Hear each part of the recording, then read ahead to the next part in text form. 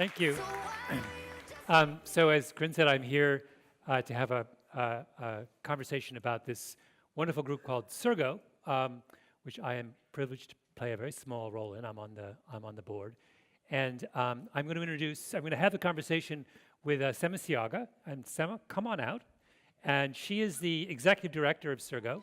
She's the one who has built this organization, and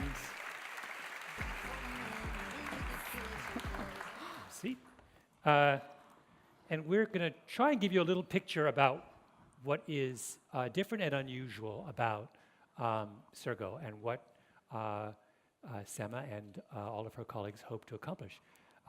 Thank you for coming, Sema. Thank you, Malcolm.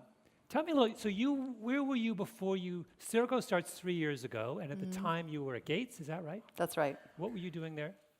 So I was with the Gates Foundation leading the male circumcision program across Eastern Southern Africa. And that was a program which had the target of scaling circumcision among 20 million adult men, a pretty difficult task. Yeah. So you were at, I would imagine, one of the kind of gold standards of global development. What made you want to leave that for a little startup that no one's ever heard of? Called Sergo. How would you sort of describe the opportunity and the challenge in making that move? Yeah, I'll take you back to another program that I worked on, which was really where this idea started, which was, again, an HIV prevention program in India, working with 300,000 sex workers. And our goal was to prevent infections across India. And so we came into that situation as experts, and we have, the solution, which is promoting condoms and putting together STI clinics to reduce infections. And what we found was that, after putting out all of these services, we were not getting the results what we wanted to get. So we decided maybe we should go in and speak to our communities and hear from them. And that was the turning point for that program. What we heard, we asked a simple question: what are your priorities as a community? And what we heard was, I want to put my children in school. I want to be able to find a place to sleep tonight. I want to be able to pay my loans. I want to be not beaten up by my clients and the police. And that brought the realization that we really did not understand the people, and we did not see them as customers. And so that was really where the seed was planted, this idea that we have to see the people that we want to serve as customers rather than passive beneficiaries where we know the answers to. Yeah, yeah. And has that understanding of that way of approaching the beneficiaries of development work, is the Sergo approach new? And if so, why has it taken this long to think of people in that way? So it was really interesting to hear this morning, this notion of customer actually coming back and back, so I'm very excited to hear it. I think it's a new way of thinking. I think we're slowly getting there as a community. I think what's new about the Surgo Foundation is how do we do this, right? It's not just about listening to them. It's actually about going deeper, right? What are some of the beliefs? What are the biases? How does the context in which these people live impact them? So for us, it's really about creating a new kind of data, moving from beyond explicit data to implicit data and collecting that, and really helping the sector do this at scale. So that's what's new about Sergo. Yeah. And I want to sort of dig into one case study in a moment, but before we get there, right now Sergo is how large? How many people work there? 10 plus. 10 plus. Yeah. So we're talking about several orders of magnitude smaller than the Gates organization where you left.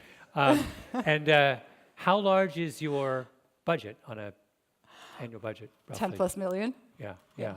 And so how do you have a very, very small group. Are there specific things that a small group can accomplish that a very large group cannot? I mean, what's the niche for 10 people in this vast universe of development work? Good question. So I started some of this work at the Gates Foundation, right, which is an organization that I admire and respect highly. But as you can imagine, as organizations grow, it becomes very difficult to do things differently, right? The processes are much longer. And we really wanted to innovate. And we really wanted to be almost like an entrepreneurial incubator, right? And so I think what we're able to do as a small team is really think out of the box, test things quite quickly, and be okay to fail, actually. We don't, it's not like we have a huge grant, and if we fail, everything goes bad. So I think a small team actually can do things a lot. We have trustees who give us a lot of freedom to ask questions, to test different methodologies. And the reason why we can do things at scale is that we partner with organizations like Gates, like government. So think of it as a small team coming into this big machinery and being able to do things quite quickly in that machinery. Yeah. How do you choose the problems you want to attack? Yeah. So really, we look at problems as our R&D labs, right? Think of it as places where we can demonstrate this approach and test. And it's really strategic, right? For us, the most important thing is that our partner, whether it's the government or the donor, is very open to this kind of approach. And to be honest, not everyone is open, right? So that's the first number one. The second is for us to be able to demonstrate things at scale, right? So the program has to be scaled and also well-funded. We want to make sure supply-side issues are pretty in place, and so that we can really focus on some of these other issues. Because if you don't have supply, it doesn't work. We're going to talk in a moment about the maternal health, the child maternal health program in UP, but give me a quick sketch of some of the other specific projects that Sergo's looked at in its first 3 years. So beyond maternal and child health in Uttar Pradesh, we're actually looking at TB in southern India. We're doing a housing and poverty project here in the US. We're starting an education project in India as well. And so these are programs and projects. On the other side, we also have our platform ideas. So for example, we're working on the machine learning methodologies that can be applied into development. So we have a consortium there about how do we apply causal machine learning approaches to really understand the root cause of some of these problems that we're seeing. So you might, in that case of machine learning, what kind of problem are you tackling with that approach? So we have a lot of data in development that says, it's predictive data that says, for example, if a mother goes to a clinic, maybe her baby may be saved, right? Or if she does antenatal checkups, they would be saved, but they're not causal pathways. And so we're trying to really map out the system in terms of determining where are the exact levers where we can operate, right? So we're not guessing, essentially. Yeah, yeah. And you mentioned the poverty and housing project here in the United States. Can you give us a little thumbnail sketch of what specific problem interests you guys? Sure. So everyone probably heard of Section 8 vouchers, right? These are vouchers that allow families to find places. So there's been really interesting data to show that if families move to certain zip codes, their children actually may do better as adults, right? And they get higher income. But what happened was that the housing authorities are actually, while they make these vouchers available, it's very difficult for some of these families to move to these new zip codes. And so we're trying to really understand what are some of those barriers to get families to move to these higher opportunity areas, because it's not actually that apparent of why they're not able to move. And that question has not been sufficiently answered by existing academic research. No. Why they're not able to move has not been answered. Why is that? I'm really curious because it strikes me a lot of what Sergo is doing is looking at questions that have somehow fallen through the cracks. And I'm just curious in that one instance, why has that particular question fallen through the cracks? There's a whole army of economists out there in American academia in big fancy buildings, presumably with all kinds of grants, and they haven't been able to answer this question. Well, we're very good at answering what questions, why, what's happening. I think we're less good at answering why questions because a lot of it comes down to humans, right? It comes down to some of those soft things that people see as not as important, right? So as an example, we know that there are certain beliefs that families have, right? They feel that if I move to that neighborhood, I may not have the support system that I have in the current place where I'm staying, even if it's not safe. So unless we really are able to map all of those reasons, we can then put in place interventions to actually promote what we want to get. Yeah, yeah. Let's run with that example from it of trying to figure out this question of why aren't people, poor families being more mobile. When you come up with answers, what do you do with them? What do we do with the answers? Yeah. So for us, it's actually coming up with the answers. We're working very closely with our partners, right, who have been working on this issue for years, right? We're not experts on that subject. We're experts in terms of getting the answers. And so really from that point on, it's about how do you design interventions that are actually going to get the actions that you want, but they can also be scaled. So it's really about being a partner to that government or donor who has all of those funds, and then helping them then put in place the interventions. Yeah. You mentioned earlier that one of the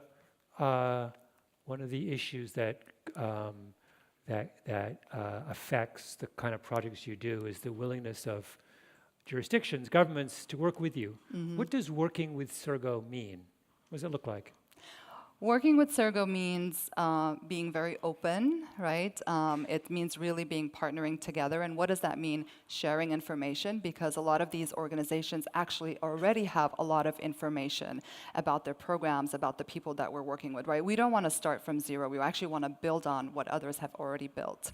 So it's truly being collaborative and sharing information, and then opening to us the program so that we can come in and do all of the studies that we want to do. And a lot of the studies that we do are not typical in the sector. I think how you do this work is as important as the fact that you need to do it, right? So we apply a number of different methodologies that are pretty common in the private sector or in academia, such as journey mapping, decision games to uncover some of those underlying biases, psychobehavioral segmentation, because people are different and we need to understand the differences. And so it's really being very collaborative and open and sharing. Yeah. One, if I might play a little bit of devil's advocate for a moment, one of the things you talked about was trying to bring insights that you feel were common in the private sector in the way they talk about customers and bring them to the development center. How confident are you that the private sector knows what it's doing when it comes to understanding consumers? We're not saying the private sector is the gold standard. In fact, a lot of the things that we do in-house is push the envelope on the methodology phase, right? So in development, we're very rigorous. In private sector is way more messy. They're not as rigorous, right? And so we're trying to marry both. We're trying to learn from the private sector what they've been able to apply, bring it in, and also add to it the rigor, but also pick stuff from academia. There's a lot of innovation happening in academia, whether it's in behavioral economics and psychology and sociology. So for us, it's really integrating those approaches. Yeah. And so it's not copying from the private sector, but learning and then improving as well. You're describing the intellectual scale of what you're doing is quite ambitious in a good way. But I'm just curious, how does one wrap one's arms around that much academic thinking, that much private sector, all the things you've described, you described quite a large universe of sophisticated thinking on understanding people. How do you do you wake up in the middle of the night and think, oh my God, what did I do? I asked that question many times, but we're just all geniuses in our team. By the way, I meant at the last board meeting, you brought with you a fair number of, a good percentage of the 10 Sergo employees, and I can safely say that I was far and away the dumbest person in the room. So it is quite an impressive group. Not that being smarter than me is necessarily a definition of being brilliant, but nonetheless, it's clear where I lay on the hierarchy. Yeah. So I think, I'm so grateful for the variety of people that we have, and that was very intentional. When we started Sergo, the idea was that we would bring different minds to this problem. So on our team, we have cognitive neuroscientists, we have machine learning experts, we have people who've been working in the marketing and market research side in the private sector, we have development experts. So I think that's the value of the team. It's really that multidisciplinary and knowing that everyone has only pieces of the answer and it's only collectively that we can think. And we're not perfect, right? I think we're just trying, and I'm sure there are others who can do better than us, but I think we're at least starting somewhere. Is it more, this is maybe an impossible question to answer, but when you think about those people you've recruited, these are all people who could very easily find a home in the private sector or in academia and have chosen instead to work at a nonprofit doing development work. Is it more fun or more interesting or more challenging, or what is the appeal to someone like that? Are you comfortable that they think they made the right choice coming to work for you?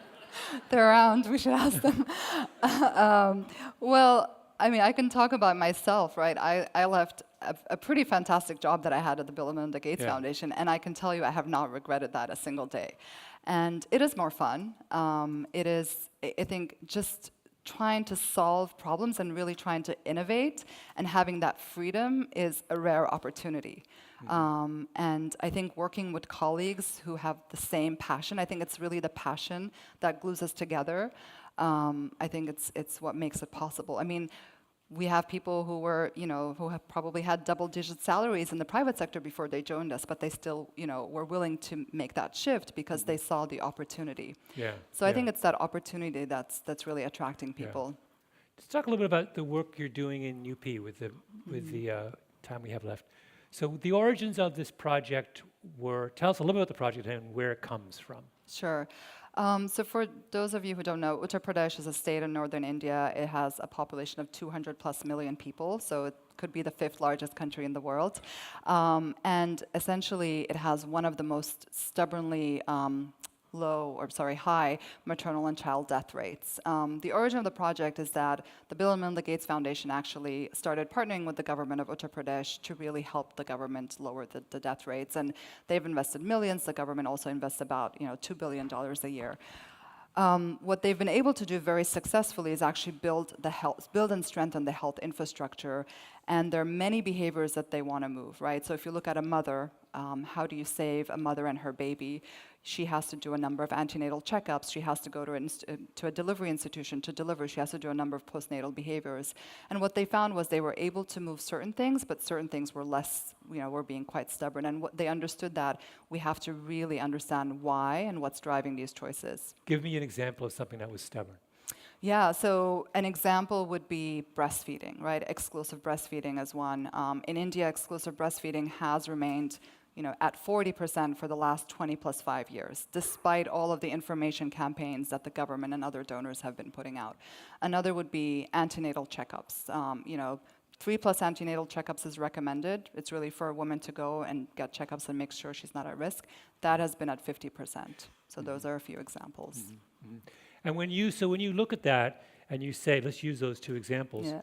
So what is from what you've learned so far, what was the problem with the way we were trying to change those behaviors? What did we not understand?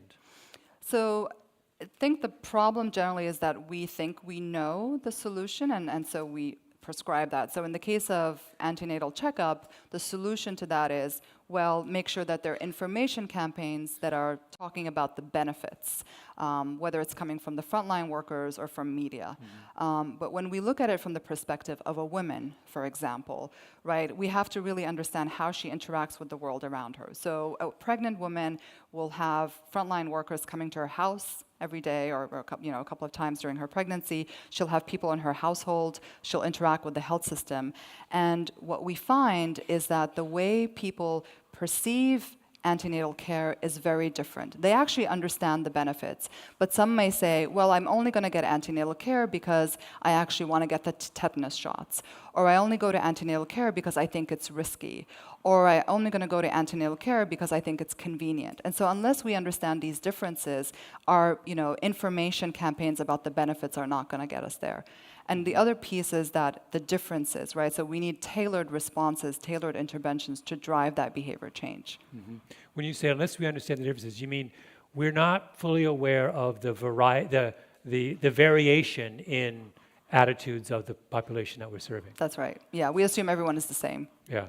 So this is, interestingly, it wasn't until 25 years ago or so that the private sector in the developed world began to think in terms of in a sophisticated way about market segmentation. Right. So it's a relatively recent insight on that side of the ledger as well. Well, keep going on. This is sort of interesting. Give me another example of. So another example, talking about actually one particular character. Her name is Sandhya, right? She's pregnant for the 4th time. She already lost one of her children. So how do we save Sandhya and her baby during this pregnancy? So Sandhya has to go to a hospital to deliver, a government hospital. When she went for her last checkup, the nurse, instead of doing the 25 steps that she has to do, right, so taking history, checking vital signs, doing abdominal exam, et cetera, only did 3 of those steps. And so the question is, why did the nurse only do 3 and not the 20? And when we look at the interventions, we actually see a lot of it is training, is providing tools. And when we look at the nurses, actually they know all the steps that they have to do, they just don't do it. So we see this no-do gap. And in fact, this no-do gap is very common in development, I would say. And so when we look at the nurses, then we're trying to understand it from her perspective. Why is she not following the protocol? And in fact, what we're seeing are things like risk perception, right? The nurses actually do not see risk to the patient as the primary goal, but risk to self, because they operate in an environment that is very stressful, and there's a lot of punitive supervision, which means that if something goes wrong, she's to blame. So her first instinct is, how do I save myself from not being blamed, and how do I make sure that if I see a risky patient, rather than keeping her in this facility, I actually transfer her out to another facility. So these are the kinds of understanding that gets us really, really deeper into then how do we address this. So there was a trial recently, a Better Birth trial, which was, I think a lot of the people in this room would know because it was all over the development news. They actually looked at how intense coaching and checklists, whether that would empower nurses and save deaths. And in fact, what the trial showed that actually did not have any impact on maternal and child deaths, because while some of the behaviors of the nurses changed, they did not sustain. And so again, giving information, educating, we're just, our answers are always train more, train more, train more. That's just not going to get us where we need to get. Yeah. So what you're saying is you need to put the actions and the motivations of the nurse in a much larger context, right? So, but doesn't that make the end task a lot more complicated? But the reason we keep saying train, train, train is that that's really easy to do. It's easy to do, but it's not getting you anywhere. So Yeah. you're wasting your resources. Yeah. We're not saying don't train. Absolutely, train is necessary, but it's not sufficient, right? So when it comes to what does one do when that trial is finished and you say, okay, we want to put the nurse's behavior in larger perspective? What kind of policy steps does that suggest? Does that require that you go to the upper levels of government or policy structures in UP and drive changes that way? I mean, I'm just curious about where you end up. Right. Well, first of all, we shouldn't have done that trial before we understood what was driving their nurses' behaviors, right? So I think that's one lesson for the sector. I think we jump into solutions and into testing solutions before really understanding the full reason behind. So in this context, we have 4 different sets of solutions or categories of solutions. A lot of the solutions are actually on the system level, right? We really need to change accountability in the system because all of the accountability is falling on this one poor little nurse who has all the responsibility in a facility that should have other doctors and nurses that are actually supporting her. And so those are system level changes. Within the facility, we can actually support nurses. For example, we can change her risk perception, right? From seeing risk to the patient, from seeing risk to self to risk to the patient through risk communications. There are a lot of structural issues that again need to be solved in the system. She doesn't have sometimes the supplies. Other facilities that she can refer to are actually broken. So then your solution ambit actually is much broader and bigger. And that's what's required if you really want to see the change that you want to see. Yeah. We are now at 0. Corinne has come and is standing ominously in the corner. I think we have to stop. Thank you. Thank you so much. We're going to take questions, right? Yes. Thank you so much. Can we give a warm welcome, a warm thank you to Malcolm and Sema. All right. So we have a lot of experts in the audience, so we'd like to kind of turn to some of the experts that are here with us. And right here with me, I have Manisha Bharti, and she is the Chief Strategy Officer at the GHR Foundation. But Manisha actually has quite a lot of experience in pretty much every sector, working for McKinsey, working for FHI 360, and also working for the Gates Foundation. So Manisha, what comments or questions would you like to add to the conversation? Thank you for the opportunity. I think first, let me just thank Devex for a great day and a great closing session. And Malcolm Gladwell, thank you for putting your brain and genius mind to development. I think it's really excited that you're involved. And as a fellow Canadian from Eastern Ontario, very proud. So thank you. It's been a really stimulating and thought-provoking day. We've heard so much about data, and data that's really about individuals and individual behaviors and how those either can be predictive of future behaviors or how they can help impact at a systems and a policy level. But one of the things I haven't heard so much about today is about communities. One of the things GHR Foundation, we're a small family foundation growing based in Minneapolis, Minnesota, and have our roots very much focused in faith and have done a lot of work with faith-based communities and faith actors in terms of unlocking their role and potential in development issues. So we also work in a range of development issues and are trying to find the ways that that can help create more sustainable solutions. So I'm curious both how, certainly the Surgo Foundation, Sema, how do you think about the role of faith at the individual level? How does that factor into decisions or your analysis? And then how the role of faith and faith actors could potentially play a role in changing beliefs and belief systems at a community level, and how does that sort of play into your work? Sure, thanks for that question. I mean, we don't start with that lens, but surely when we're trying to understand some of those underlying whys, obviously if faith comes into question, then that's an important variable to consider. But I can give you one example on a program that I worked in, which was with injecting drug users in northeastern India, in Manipur and Nagaland, and their faith was really important. That was a very Christian environment, but also an environment where there was a lot of heroin use. And so how do you actually reach a community where you want to provide clean needles and syringes, but then there's so much shame around coming forward? And so for us, actually, what was really important actually was working with the leaders of the churches and getting them to understand and then getting them to be advocates in the community. So I do think faith and faith leaders have a big role to play. Similarly, in circumcision in Kenya, we worked with a lot of faith leaders to come out and say this is important. So they can be hugely powerful, and thank you for raising that. Yeah. Okay. Well, thank you so much. Thank you so much, Manisha, for that great question. Thank you. And if we can just give a warm thank you to Malcolm and Sema. Thank you all.